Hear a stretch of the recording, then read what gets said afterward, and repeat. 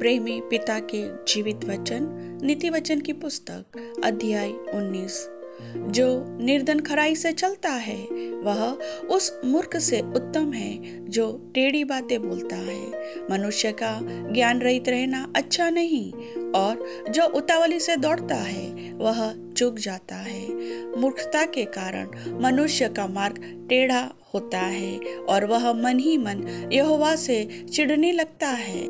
धनी के तो बहुत मित्र हो जाते हैं, परंतु कंगाल के मित्र उससे अलग हो जाते हैं। झूठा साक्षी निर्दोष नहीं ठहरता, और जो झूठ बोला करता है वह न बचेगा। उदार मनुष्य को बहुत से लोग मना लेते हैं, और दानी पुरुष का मित्र सब कोई बनता है। जब निर्धन के सब भाई उससे बैर रखते हैं तो निश्चय है कि उसके मित्र उससे दूर हो जाए।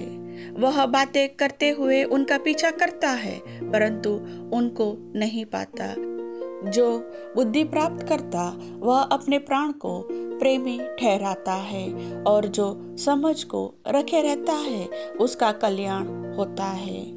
झूठा साक्षी निर्दोष नहीं ठहरता, और जो झूठ बोला करता है वह नाश होता है। जब सुख में रहना मूर्ख को नहीं फबता, तो हाकिमों पर दास का प्रभुता करना कैसे फबे।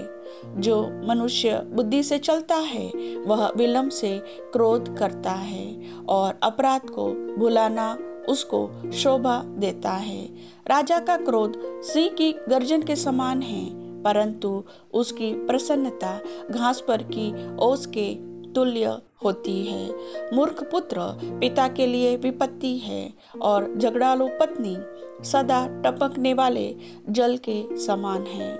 घर और धन पुरखाओं के भाग से, परंतु बुद्धिमती पत्नी यहोवा ही से मिलती है। आलस से भारी नींद आ जाती है, और जो प्राणी ढिलाई से काम करता वह भूखा ही रहता है। जो आज्ञा को मानता वह अपने प्राण की रक्षा करता है, परंतु जो अपने चाल चलन के विषय में निश्चित रहता है वह मर जाता है। जो कंगाल पर अनुग्रह करता है वह यहोवा को उधार देता है, और वह अपने इस काम का प्रतिफल पाएगा।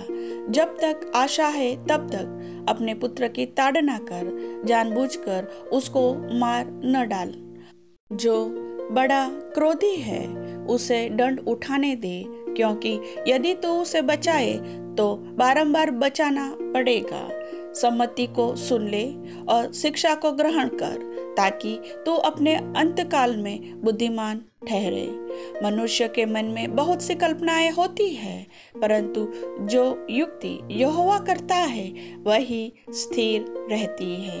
मनुष्य में निष्ठा सर्वोत्तम गुण है, और निर्धन जन झूठ बोलने वाले से बेहतर है। यहोवा का भय मानने से जीवन बढ़ता है, और उसका भय मानने वाला ठिकाना पाकर सुखी रहता है।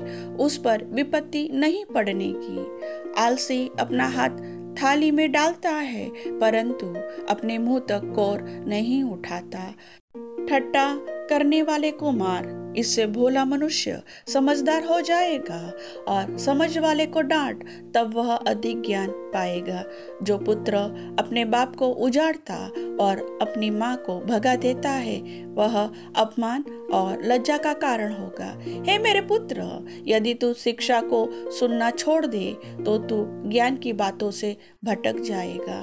अधर्मी साक्षी न्यायी को उपहास में उड़ाता है, और दुष्ट लोग अनर्थ काम निगल लेते हैं। ठट्टा करने वालों के लिए दंड ठहराया जाता है, और मूर्खों की पीठ के लिए कोड़े होते हैं। प्रभु वचन के सुनने वाले सभी भाई बहनों को वचन का आशीष दे। आमीन।